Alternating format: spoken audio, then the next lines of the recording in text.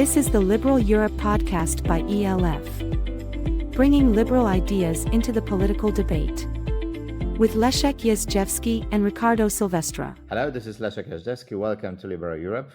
I have a very special privilege today because I'll be talking to Ricardo Silvestre, who is the political scientist and also the co-host of Liberal Europe podcast. Ricardo, welcome on the other side of the mic.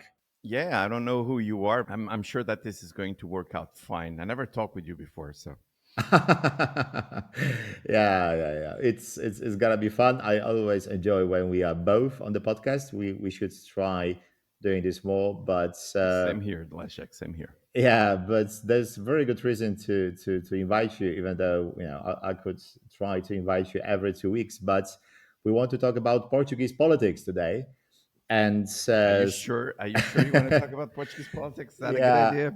it's I love Portugal. I'm not so deeply in the Portuguese politics, and I think it's today the time to make up for it. And so I wanted to start a sort of like a big picture because we saw that there were elections recently, the new government, minority governments. Taking over basically the same, led by Democratic Alliance and Luis Montenegro. But before we get into sort of like a present time politics, I wanted to ask you to do like a deep dive and give us a little bit of those undercurrents driving Portuguese politics since I don't know the crisis, the Euro crisis, 2007 and 8, the fragmentation of political scene, the socialists who went from the dominating party to the third place, the general evolution of society and politics in the last more or less 20 years. Can you give us a sort of like a briefing on Portuguese politics? Sure, I'll make it quick so that we can interact and talk about your perspectives also. So, what happens is that, as you mentioned, there was the 2008 uh, crisis, and it hit us really hard in a way that we had to be bailed out by the European Commission, European Union, and the International Monetary Fund. And there was severe austerity that was led by the Social Democrats and the Christian Democrats at the time. But we had to, Leszek. The Portuguese people very rapidly understood that we had to put our accounting in order. We had to be more responsible with money and with political um, policies that relate to governance. Then the socialists take over with Antonio Costa, and that was a decade of, in my opinion, and I'm being a liberal, still you have to give credit, but credit is due, which is socialists did a good job, also with the help of the European Commission, European Union, of exactly doing that kind of correction and having a country that would be more well run and more in line with European Union criteria for success, like, for example, financial stability and growth and all that. But then there's this terrible thing in Portugal, Leszek, which is to be what I would give an image, which is to be Portuguese smart. Hmm. Smart is actually trying to be a smart ass that is trying to, you know, trick people here, trick people there, trying to evade the system here and there. So that happens with Antonio Costa, where his chief of staff was actually stashing, corrupt money on his office that was just like next door to the prime minister in wine cases. So it's too absurd to even express this as real. And then Luis Montenegro, where he had a company and he shouldn't be running the company, and then he tried to move the company to his wife, but that was not also legal. Then to his kids, and then he said, "No, I don't deal with clients that are also clients from the Portuguese government." The whole thing is really not that interesting to go to. So that's where we got us now to the election. Yes, and that is that successive, shooting your own feet kind of action that then leads to governments fall, elections, government rise, government fall, election, government rise. Something that we do also very good here in Portugal is go over these cycles over and over again. Hmm. Well, that was really brief, Ricardo. And but it's what's interesting here because what you're offering is that basically those, I wouldn't even dare to call them corruption scandals because I think maybe it's a too serious a words for what you describe, especially that in the end it doesn't seem that Costa was directly involved. I'm curious, to what do you ascribe this the socialists falling out of favor, do you think it was mainly the fact that the most popular politician was sort of involved in the scandals, or do you think that in some ways people were unhappy with the cost of living or immigration, which seems to be a big concern with the rise of Chega? What is the reason they basically stopped being dominating power in Portuguese politics?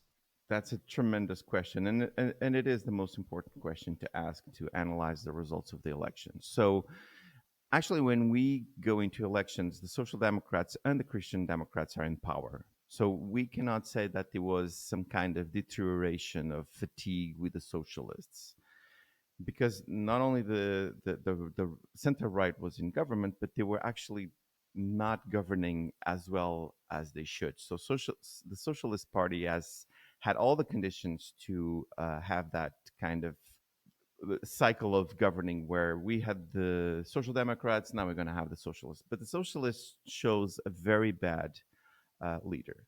Not very bad as a person. He's actually looks like a nice guy, but he's not charismatic. He's not telegenic. He's not a good communicator.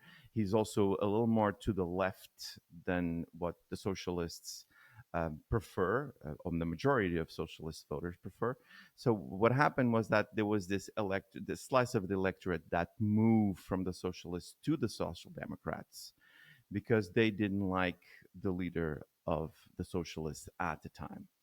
On the other hand, running on a parallel track, as you said, there is now this, let's call it, institutionalized discontent that comes from people thinking that they're living very poor lives and their kids having no opportunities, and in Portugal you don't have any future, you have to go abroad. And then there's the question of the minorities in Portugal, and there's the question maybe we're moving too fast into social issues.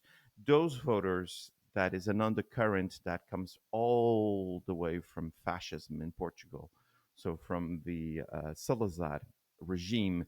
That undercurrent that was always there, now it has a face, now it has a political party that people identify with and vote for, not because they offer any solutions, but because they're anti-system. And this is something that we've been seeing all over Europe, as you well know, even in Poland. So that is a little bit the justification of seeing the results that we saw, which is the socialists having a very poor result. So they just only had 23%, where normally they're a party around 30%.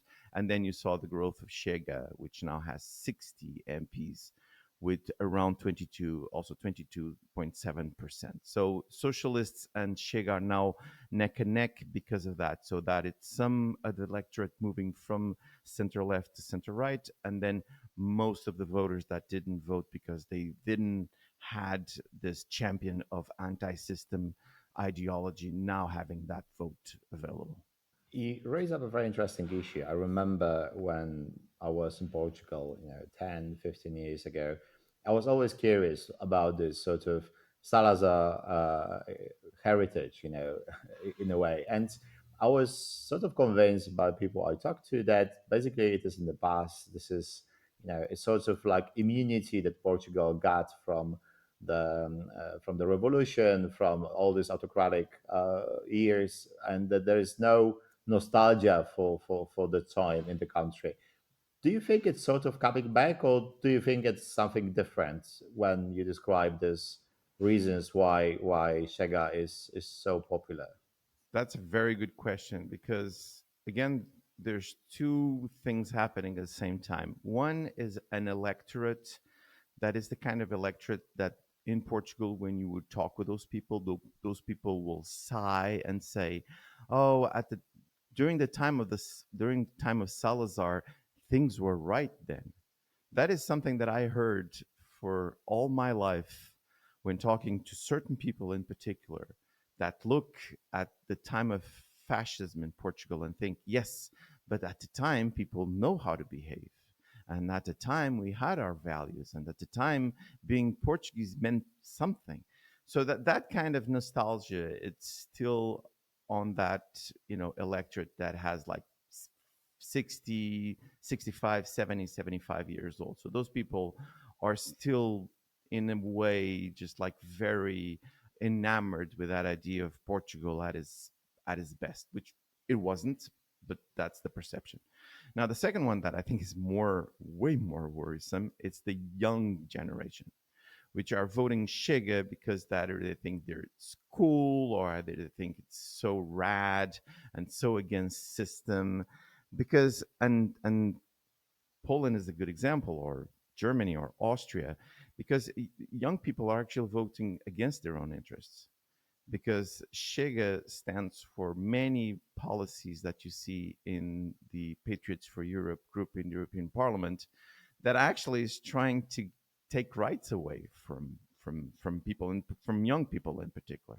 So there's this problem, which is there's a lack of political knowledge, a lot of political curiosity, a lack of political education in the electorate, and that is seen in young people. And the young people are voting Chega, not knowing what they're voting for, but it's either because they saw on TikTok or because they think Andre Ventura is this very funny, very risky kind of character. So there's a lot of work to be done to try to first let the older people getting out of society naturally, but then the younger ones trying to make them understand that Chega is it's not a good option. It's not a viable option for Portuguese governance. One thing that's sort of visible in the last 5 years really is the steep rise of immigration to Portugal. And even though obviously Portugal being a former imperial power has a lot of Portuguese speaking people around the world in Mm-hmm. Angola and Brazil and so on. So I Mm-hmm. suppose it might be slightly different than when you have people with completely different cultures coming into the country. But it seems there is a concern, even though I would say that Portugal for the Western Europe, for European country, it's still I would say this concern is still relatively minor to the numbers, considering that Portugal is not such a huge country in terms of population. So when I see then, let's say in the last 5 years, the population of migrants doubled really, the number of migrant population. You have about 1.5 million, I think, in the last 10 years, making it 14% of the population. So I imagine that people say it's not just in the capital, not just in or Lisbon or Porto, but perhaps also in the smaller towns around the country, or at least on the TV, they see a lot of unfamiliar faces. I wanted to ask you, how is the immigration working for Portugal? Is it because I see that Portuguese media seem to be concerned that this is really a sort of this discussion is unnecessary because you need migration. Country is Mm. depopulating. You Yes. need working force. The problem of reunification of families is really wrongly sort of framed because we actually need to these people to have families to integrate better. How do you see this? So, first of all, is it like a real concern of Portuguese people? Because I understand with the housing crisis, with the cost of rising costs, it could be a problem, right? When you see other people also sort of taking your jobs, but we know it's not really how it works. They usually take jobs that no one else wants to take. So, can you describe us this sort of immigration problem as it is framed by the right? Exactly. It is a perception, and it was interesting that before the during the election campaign, that was a discussion that was permeating not only the media but even people's conversations, which is the perception. So, and Chega, they're very good at doing that, which is to create this like momentum of political will just based on perceptions. So, as you said, there's a lot of immigrants here. They either come from Brazil, they come from our former colonies in Africa. Now there's a lot of them coming from the subcontinent, so from places like Pakistan, like India, like Sri Lanka. That kind of very clear ethnic differences between those people and the Portuguese people. And then we also had Ukrainian people coming from when the revolutions happened in Ukraine. So it's a big mix. But then it stops there, Leszek. So what we mean by that is that crime is not higher because of those on those communities. Those communities are not disruptive. They are here to try to have a better living. But Portuguese people did the same thing. We went everywhere, in particularly in Europe, from Germany to England to France, trying to get this better life. So Chega, what they're doing is that they're trying to pit Portuguese society against this non-real threat. And on the other hand, they refuse to go into a discussion about the need for immigrants for that kind of jobs, as you said very correctly, so that Portuguese people don't want to have, or because we need money for our social security system, or we need money coming from taxes, or because they're entrepreneurs. So we are in this position, which is a very unfair position where perception just takes over the debate and takes over voting intentions. But we don't go into the details, which is the details that show that migration is very important for Portugal. Now, I would say one last point, which is it was also the fault of the Portuguese government not to have taken care of migration processes in a better way. So we have this organization, which is the organization that has to do with migration, and it's terrible. It's poorly managed. It's mistake after mistake. Things take freaking forever to get solved where they should be solved like very quickly. So if you're an immigrant and you just apply for any kind of permit to live here, you have to wait years and years and years, and everything changes, and you have to do it again. So that's a problem too, which is we don't know how to solve those problems for ourselves by having good policies and good governance. So this wouldn't be too much of a problem also. Right. And the last thing I want to ask you is Portugal and Europe. A big thing. Portuguese were always very pro-European. I Hmm. wonder if it hasn't evolved in the recent years.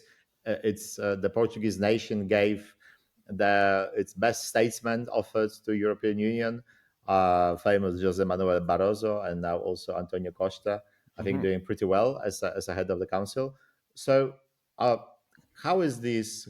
How does Portugal see its role in the European Union, and how do you think that the fact that you had that Portuguese statesmen, politicians are popular among other European leaders to be in charge? How does it influence the perception of the European Union in Portugal? That is a tremendous question, Leszek, and I so much wish that we could have like just a second podcast on this because that is you're talking to my heart, which is the presence of the European Union in Portugal and the presence of Portugal in the European Union. But I'll trade it. I'll make it short and sweet. Yes, fortunately, the what is the level of satisfaction for Portugal being in European Union is very high in the European society. And in sorry, let me say that again. The satisfaction of being in European Union is very high in Portugal. Portuguese people like the European Union, like to be in the European Union, like to be part of this project. Mostly has to do with money, money coming from Portugal, and then that money being available. But also there's the European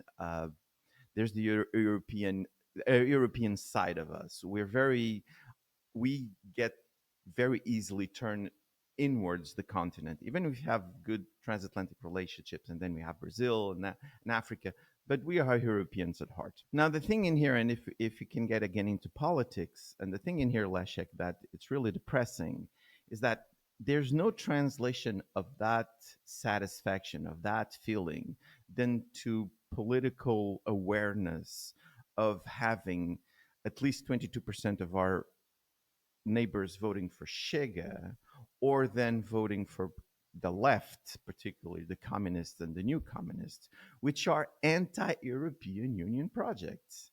So, and I know that in Poland the same thing happened, which was Poland is one of the countries that have a higher level of